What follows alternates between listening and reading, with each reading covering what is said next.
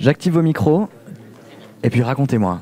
Alors moi c'est Cindy, je suis vice-présidente de l'association L'Île sans relou. Alors L'Île sans relou c'est oui. L'Île sans relou, alors c'est une association qui se charge de lutter contre le harcèlement de rue et des discriminations, donc sous toutes ces formes, pardon. Et ensuite, je sais pas. Tu ne sais plus. Bon, je te propose de présenter Lucas, qui est le président de cette association. Alors Lucas, vas-y, prends le micro, impose-toi. Je dis quoi ? Tu te présentes, tu présentes les objectifs de l'asso. Du coup, je m'appelle Lucas, je suis président de L'Île sans relou. Et fondateur. Du coup, nous, l'association, elle a pour but donc, de lutter contre le harcèlement de rue. Et voilà. Qu'est-ce que vous voulez que je vous dise d'autre ? Eh bien, tout simplement, on a différentes formes d'action qui passent par 4 moyens principaux. La sensibilisation, donc tout ce qui est sensibilisation de rue, des murs de la honte, pour permettre aux gens qui sont victimes de harcèlement de s'exprimer. Je peux mettre le micro vers toi si tu veux, parce que là, clairement, il pointe ta joue. D'accord. Ta joue est adorable, mais moins intéressante. D'accord. Bon, on a entendu quand même. Oui. Très bien. Oui. Ensuite, on fait des harcèlements aussi en milieu pédagogique, donc en lycée, en maison folie. On fait des harcèlements ? On fait des préventions, contre le harcèlement. Et désolé, en milieu éducatif. Prêt à porter plainte à l'instant. Mais Ah non, mais vraiment, les lapsus aujourd'hui, ça va pas du tout. Ensuite, on a également lancé un label, le bar sans relou. Je sais pas si... Les labels bar sans relou, ben oui. Et un autre label bientôt, soirée sans relou. Alors, Salomé, tu parles un petit peu de ces actions ? Ouais, je peux parler des bars sans relou parce que c'est un pôle auquel je me suis intéressée, dans lequel je suis assez active. Donc en fait, pour l'instant, on a labellisé seulement 2 bars à Lille, alors qu'on avait eu beaucoup plus de demandes. Mais en fait, on est assez strict, on ne donne pas le label si facilement. C'est-à-dire que pour obtenir le label, le bar doit... Enfin, on fait des visites en fait dans le bar, une dizaine à peu près, anonyme, pour voir un peu quelle est l'ambiance dans le bar, mais pas seulement. On teste aussi un peu le personnel du bar. Ce qu'on attend surtout d'eux, c'est leur réactivité face aux situations de harcèlement. C'est-à-dire comment vous les testez ? Alors, on a fait, en l'occurrence, dans les 2 bars labellisés, je peux vous raconter les situations qu'on a mis en place. Dans le premier, donc, qui est le Gastamag, on a envoyé un couple de gens de l'asso qui étaient ensemble dans la vraie vie, mais qui sont allés séparément. Qui sont allés séparément et qui ont fait semblant d'appartenir à 2 groupes d'amis différents. Et en fait, le garçon a fait semblant d'harceler la fille. Les barmen sont intervenus en lui demandant d'arrêter. Et finalement, il lui a mis une main aux fesses. Et là, il a été carrément viré du bar. D'accord. Donc voilà, donc là on a vu, ils ont bien réagi, c'est ce qu'on attendait d'eux. Vous vous êtes fait envoyer chier de bar quand ils ont remarqué ce que vous faisiez ? En fait le deuxième, je sais pas si je peux raconter exactement, le deuxième on a fait une autre mise en situation, c'est-à-dire qu'on a envoyé 2 couples donc de membres de l'asso, qui ont joué les couples, un couple lesbien et un couple hétéro. Et en fait, le couple hétéro faisait des remarques désobligeantes sur l'autre couple. Donc le couple de femmes est allé se plaindre au bar. Et ceux-ci ont très bien réagi en faisant une remarque,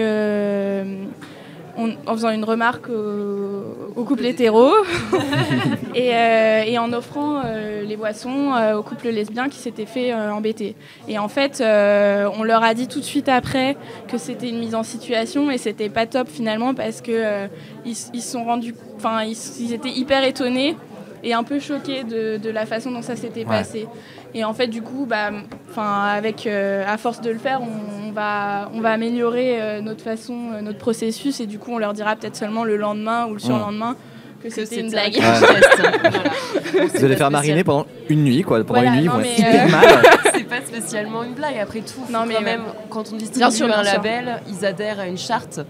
Et il faut vraiment qu'on voit concrètement s'ils sont prêts à défendre les positions qu'ils acceptent de soutenir. Mais alors, juste un truc, quand vous parlez de label et de choses comme ça, c'est un truc officiel? C'est un truc que vous avez déposé officiellement, ce label? Ou comment ça fonctionne? C'est en cours. En fait, on attend d'avoir des retours de l'INPI, mais on a fait les demandes pour que ça soit déposé. Ok, d'accord. Donc pour l'instant, c'est un peu officieux, mais ça marche et vous allez avoir un label bientôt. Ok, excellent. Alors, qu'est-ce que vous nous ramenez? Qu'est-ce que vous nous proposez? De quoi on parle? Comment que ça se met? On a une vidéo. Allez, une petite vidéo que vous avez... Pardon, ça secoue énormément. Que vous avez peut-être vue. Une vidéo que vous avez peut-être déjà vue. Je vous la mets tout de suite. Ça ressemble à ça.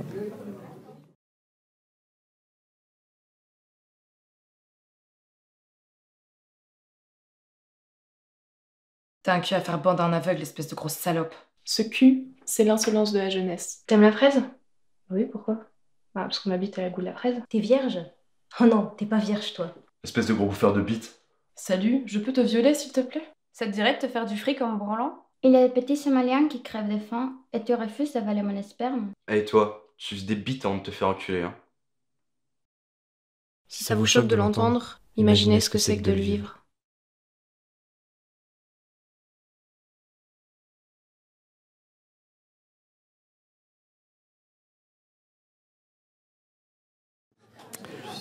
Est-ce que vous pouvez nous raconter d'où vient cette vidéo qu'on vient de voir?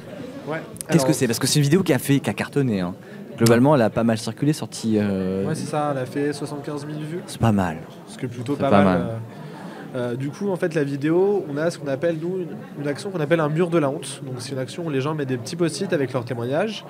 Et on s'est dit, c'est dommage de s'arrêter là, de laisser paraître ça sur un mur dans mon appartement. Et on a décidé d'en garder un petit peu moins de 8 pour les faire partager, pour montrer un peu le vécu de ce que vivent les gens au quotidien. Ouais. Et on a voulu faire ça de façon très très courte. On avait de quoi faire 3-4 heures de vidéo, mais c'était un peu lourd de faire 3-4 heures d'insultes. Oui. C'est pas très je pense que pour le moral à la fin ensuite, après, moyen d'en sortir un peu bon. Et du coup, voilà, donc on a fait cette vidéo pour avoir comme but déjà d'interpeller, parce que tout le monde ne le voit pas, la violence que c'est. Et pourquoi pas toucher aussi les potentiels harceleurs qui connaissent sûrement des gens dans leur entourage qui se sont fait harceler. Et nous, on a une fille comme ça qui en fait l'a montré à son frère. Et son frère était harceleur. Il lui a dit. Et il a arrêté. Comme ça? En fait, sa sœur lui a dit, voilà, ça m'est arrivé il y a 2 jours. Et en fait, il pensait pas que ça aurait pu arriver à sa sœur. Donc ça a été... Donc ça l'a calmé, quoi. Alors c'est quoi le problème, du coup? Si je peux me permettre, je trouve que du côté des harceleurs, on n'a pas souvent forcément conscience d'être un harceleur. On pense souvent que c'est de la drague, que c'est voulu. Donc je pense que c'est dommage que les harceleurs doivent en prendre conscience quand ça arrive à une de leurs proches. Mais c'est nécessaire. C'est ce genre d'action qui leur permet de prendre conscience en général. Vous avez communiqué ça, vous avez déjà été présent auprès de plusieurs personnes. Vous n'êtes pas d'hier, quoi. Est-ce que vous avez eu une majorité de réponses comme ça, c'est-à-dire de personnes qui se disent « Merde, c'est moi !» Genre « lol, c'est trop vrai, mais sans lol !» Et genre « Merde, c'est moi, c'est exactement de moi que ça parle !» Et de personnes qui du coup changent de comportement par simple prise de conscience. Ou est-ce que vous avez eu des gens un peu butés qui vont pas n'importe quoi? C'est pas moi. Juste par exemple, moi j'en fais partie un petit peu. Ok. En fait, en découvrant l'association, en fait, on se rend compte de certaines choses qu'on fait quotidiennement et en vérité qui blessent les autres. On peut faire ça avec du second degré, mais au final ça blessera toujours les gens, quoi. Ouais. Et je me suis rendu compte de ça en fait en allant à la réunion des nouveaux, quoi. C'est comme ça que je me suis rendu compte de plein de choses et que j'ai essayé de changer. Il y a un côté un peu alcoolique anonyme en fait derrière ça, quoi. Et c'était dur. Pardon ? T'as réussi à changer facilement ou c'était dur ou... Oui, quand même. Oui. J'étais bien entouré, j'ai eu des belles explications. On suit. Ouais. De temps en temps, c'est des rechutes. Mais... c'est horrible. Ok, donc ça c'est pour le harcèlement de rue. Et il y avait aussi des questions sur le harcèlement en ligne. Je sais pas par quoi vous voulez commencer, mais... Du coup, nous on a fait le choix de pouvoir inviter une asso plutôt un collectif qui s'appelle le Finis contre le cyberharcèlement avec Wissal. qui du coup, nous on a la chance qu'on parle beaucoup du harcèlement de rue en ce moment, que ce soit dans les télés, dans la presse, etc. Ouais. Et donc nous on a fait le choix d'inviter donc Wissal pour parler un peu du cyberharcèlement, d'où ça venait, et voilà. Alors, il y a un mois de ça à peu près, on a formé de manière très spontanée une espèce de communauté de féministes entre nous qui puisse être super safe pour déjà prendre conscience, parler le plus possible du cyberharcèlement, notamment sur la plateforme Twitter, pour aider les victimes. Et, ça cyberharcèle sur Twitter? Absolument. Non, absolument. je ne puis le croire. Tu le dis de manière ironique, mais beaucoup de gens pensent que comme Twitter, c'est quand même assez connu, c'est pas dans l'internet sombre. Tu rigoles, tu vois, c'est du second degré. C'est pas du tout le cas. Il y a des conséquences traumatiques qui sont bien réelles. Ouais. Nous, on a pris conscience de ce problème entre nous et à partir de là, on a décidé d'initier une action. Qui a été lancé d'abord le 3 janvier, donc ça fait pas très longtemps, par un hashtag Twitter contre les femmes, parce que ce qui nous a dérangé, c'est difficile en fait d'attaquer les hommes misogynes un par un, mais ce qui nous a vraiment dérangé pour le coup, c'est l'inaction et le silence de Twitter. Ouais. Twitter ne nous a toujours pas répondu à l'heure actuelle. Là, tu parles de Twitter, pas le logiciel, mais les têtes pensantes de voilà, Twitter. Oui, les têtes pensantes. Twitter l'a lui-même admis, enfin les têtes pensantes de Twitter, pas le logiciel, l'ont admis. Ils étaient très très nuls à modérer ce genre de choses. Nous, quotidiennement, on était confrontés à du harcèlement. On avait des contenus pédopornographes au quotidien, c'était extrêmement pénible. Donc moi, récemment, il y a eu un article de loi, et notamment un amendement, l'amendement numéro 841. J'ai mes notes en temps, je ne le connais pas par cœur. Il n'y a pas de souci. Qui a été voté en première lecture à l'Assemblée nationale. Première lecture, c'est-à-dire qu'il va falloir un moment avant que ça s'applique dans la vraie vie. Et cet amendement voudrait que, en gros, si tu diffuses des photos qui ont été prises avec le consentement de la victime et que tu les diffuses sans le consentement de la victime et que ces photos ou ces vidéos présentent un caractère sexuellement explicite, tu peux être condamné à 1 an de prison et une grosse amende dont je ne me rappelle plus le montant, 45 000 €. Ça nous a fait plaisir sur le coup, mais en fait, après, avec le recul, on s'est dit, explicitement sexuel, qu'est-ce que ça veut dire ? Explicitement sexuel, c'est très compliqué à définir parce qu'il y a des communautés en France qui sont hyper sexualisées et qui sont harcelées sans forcément que sur les photos, sans forcément être vraiment explicite sur les photos. Donc du coup, je suis étudiante en histoire à côté, donc je me suis dit, on va un petit peu chercher dans l'histoire ce qui s'est passé, ce qui fait que maintenant, à l'heure d'aujourd'hui, certaines communautés en France souffrent de cette hypersexualisation. J'ai décidé d'appeler cette chronique Chronique d'une mort annoncée. Ok. Parce que j'adore l'Amérique latine et j'avais une prof d'espagnol géniale, Madame Hernandez. Si vous... Salut. Dédicace. Ça commence, il y a très longtemps de ça commence à Adam et Ève. Ève qui était coupable d'avoir trahi et d'avoir éloigné, d'avoir séduit en fait son mari, de l'avoir éloigné du bon chemin. D'avoir ramené un serpent aussi, elle était en promenade. Ouais, d'avoir mangé une pomme alors aussi. que je vois Adam pas avait dit, écoute, déjà, je veux pas de chien. Voilà, déjà. Donc un serpent, je trouve ça limite, tu vois, personnellement. Voilà. Après, tu trouves dans toutes les... En fait, à l'heure actuelle, on qualifie nos sociétés de judéo-chrétiennes à raison. Parce que beaucoup de nos principes sont basés sur des principes que tu trouves dans la Bible. Et dans la Bible, et notamment dans l'Ancien Testament, la femme est coupable par nature. Au moment où elle naît, où elle sort du ventre de sa mère, elle est coupable. Et pour un peu contrebalancer cette culpabilité, elle va souffrir des tas de maux dont, je cite, l'accouchement, les règles, des trucs vraiment pas pro et qu'on souhaite à personne. C'est vrai. Non, mais c'est vrai. Ouais, mais accoucher, c'est bien aussi. Avoir des enfants, c'est cool. Ça fait mal. Tape épisiotomie sur Google. Ça, non, mais j'ai déjà assisté, t'inquiète. Je veux dire, avoir des enfants, c'est bien aussi quand même. Quoi. Non, c'est bien. Non, c'est l'accouchement en soi qui est considéré comme une peine.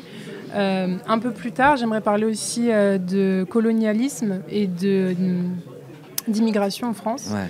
Le colonialisme, c'est des enjeux. D'abord, c'était des enjeux économiques, mais c'est rapidement devenu le centre d'enjeux sociaux, d'enjeux politiques. Le corps de la femme colonisée est devenu un enjeu de pouvoir. Ça veut dire que non seulement tu voulais coloniser le territoire où elle vivait, mais aussi son corps. Je vais donner l'exemple que je connais le plus, l'exemple de la femme maghrébine qui a été orientalisée au maximum. Je vais évoquer 2-3 exemples. Déjà dans la Bible, je ne sais pas si vous vous rappelez de cet exemple dont on ne parle pas forcément. Mais il y avait cette jeune fille qui s'appelle Salomé et qui a fait une danse du ventre extrêmement sensuelle devant son beau-père pour avoir la tête de Jean-Baptiste. Depuis, on a un petit peu la réputation d'être des femmes qui séduisent, on est à mi-chemin entre la femme est inférieure à l'homme parce qu'on n'a pas l'équivalent de son intellect, mais aussi on est très fourbe et on essaie à chaque fois de l'éloigner du bon chemin. Donc, quoi qu'il en soit, on est Vous le êtes mal. perdante. Absolument. On a aussi Scheherazade, les contes des mille et une nuits, qui a été interdit en Égypte. C'est marrant, hein. Parce que Scheherazade, en fait, je vais aller très très rapidement. Normalement, le mari qui était très très amoureux de sa femme, un sultan qui était très bon, très généreux, vraiment un héros désincarné, on dirait un héros de Voltaire tellement il est désincarné, se fait tromper par sa femme.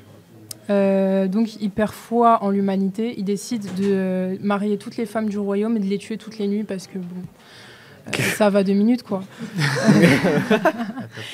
Et au final, une femme très maligne, encore plus maligne que les autres pour vous dire à quel point les femmes sont vraiment des êtres pervers, c'est d'ailleurs la fille du vizir, décide de l'épouser et de lui raconter une histoire passionnante qui va s'étirer sur des nuits et des nuits.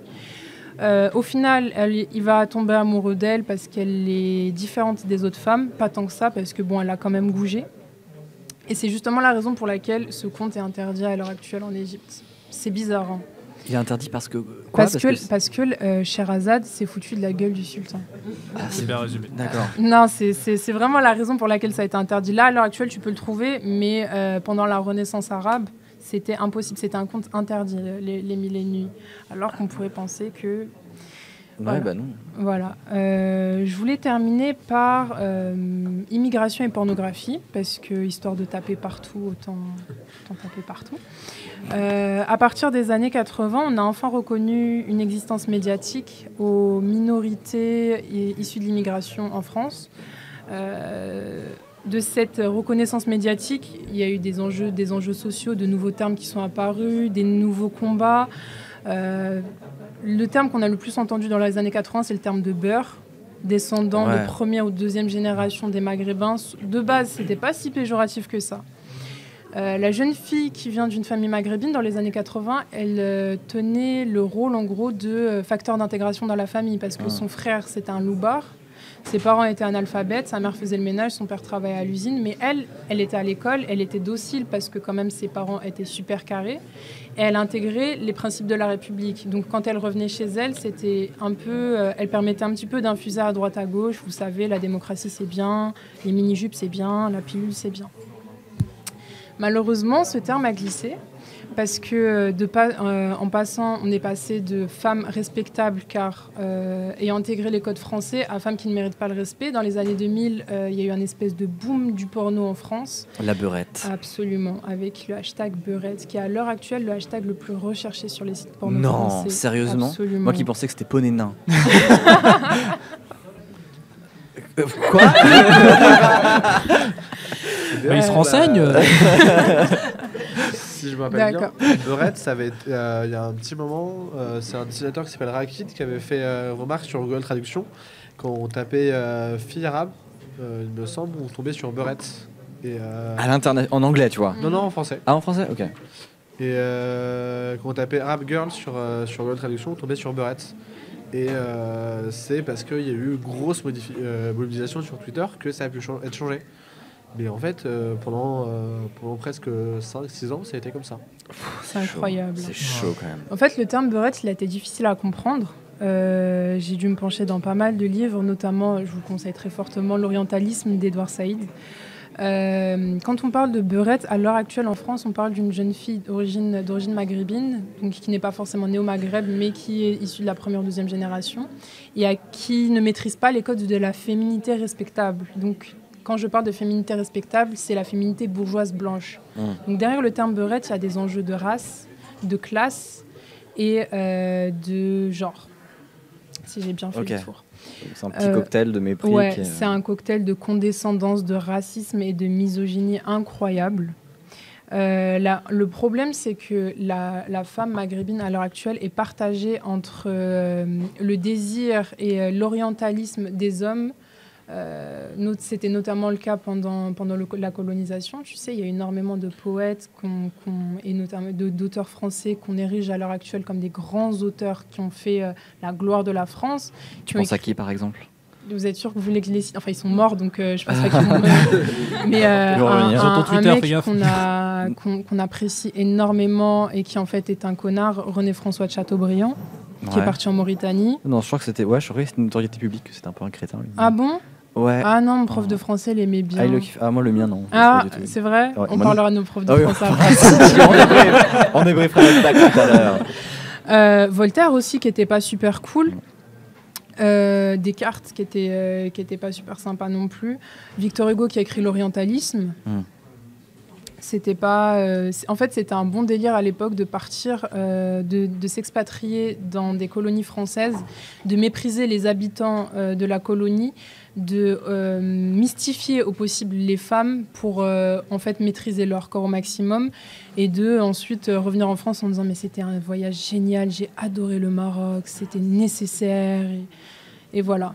À l'heure actuelle, donc comme je disais, c'est encore le cas à l'heure actuelle. Vous avez sûrement reconnu certains de vos amis. Ça marche avec l'Indonésie aussi pas mal. Écoute, je suis allé en Thaïlande ressourcée parce que la dictature, ça me relaxe. Donc la femme maghrébine à l'heure actuelle, elle est partagée entre le désir du fait de son inaccessibilité, sachant qu'elle est entourée traditionnellement de... Avant, c'était le frère un peu racaille qui brûle des voitures. Maintenant, c'est le frère un peu barbu. Des parents très traditionnels.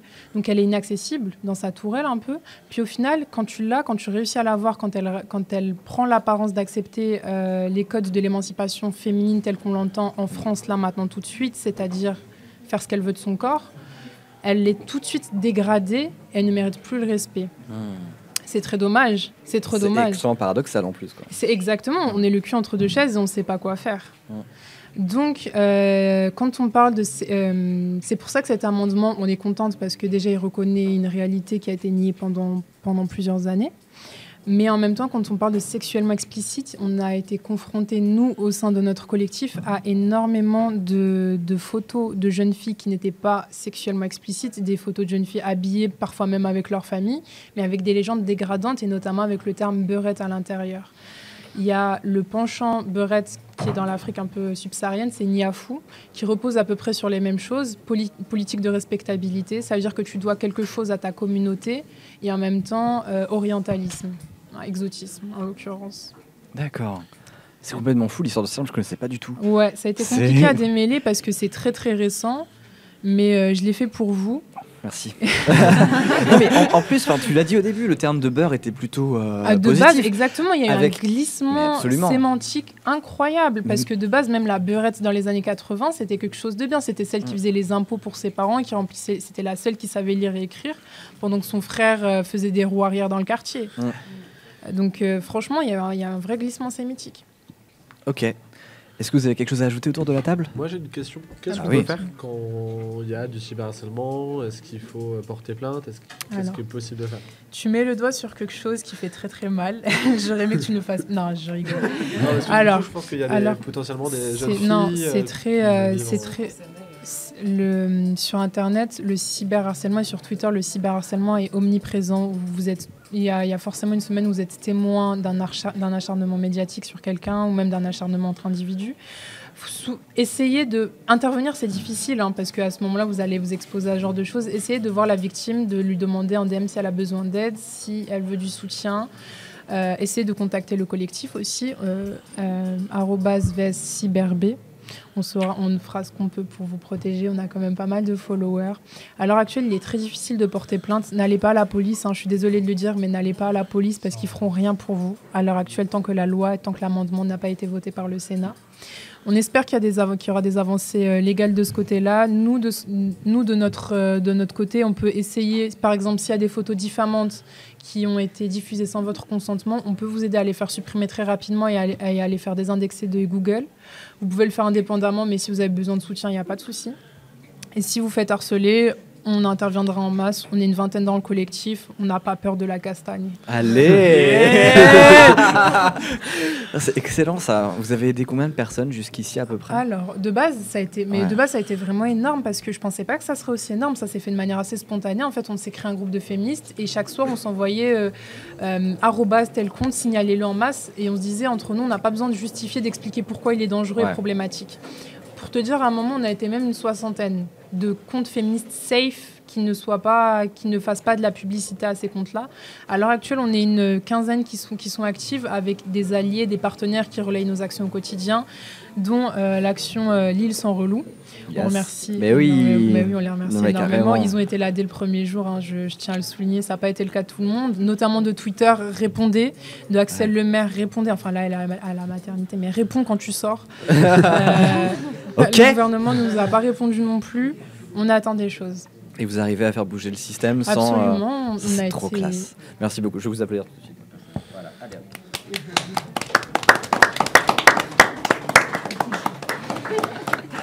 Bon, on va commencer à... C'est bête, hein, j'ai bu tes paroles, j'ai pas vu le temps passer et le temps passe un peu et du coup, on a un petit quart d'heure, un quart d'heure de retard. Je voudrais juste faire un dernier tour de table s'il y a d'autres choses que vous voulez évoquer peut-être pour conclure. Je ne crois pas. Peut-être une petite pub pour les actions à venir. Ouais, du coup, du 8 au 12 février, Ville sans relou, donc l'association nationale, lance un peu partout en France une campagne contre le harcèlement sexuel à l'université en soirée étudiante. Un grand tabou qu'il va falloir dépasser. Donc si ça vous intéresse, on a un événement Facebook donc, qui s'appelle le hashtag Unif sans relou. On va essayer de faire un peu des actions un peu partout en France. Il y en a notamment de prévues à Lille, à Paris, à Grenoble, à Lyon, à Chambéry. Après, si vous êtes une asso et que vous avez envie de participer, de faire des choses avec nous, n'hésitez pas. On est vraiment ouvert un peu partout et voilà. On attrape des rhumes aussi un peu, non? Oui, c'est ça. Je suis désolé, mais merci, mais en plus il fait moins 1000 degrés ici. C'est ça. Ah, c'est trop cool d'être là, en tout cas c'est vraiment sympa d'être passé. Merci beaucoup à vous tous merci et à vous toutes. Merci à toi et merci à vous pour vos témoignages et vos histoires et c'était cool. Et donc j'ai retweeté à l'instant les infos, les coordonnées et tout, comme ça, faites, partagez des trucs et tout. Voilà, le plaisir. Super. Merci beaucoup à vous. Beaucoup. Allez, merci. Salut.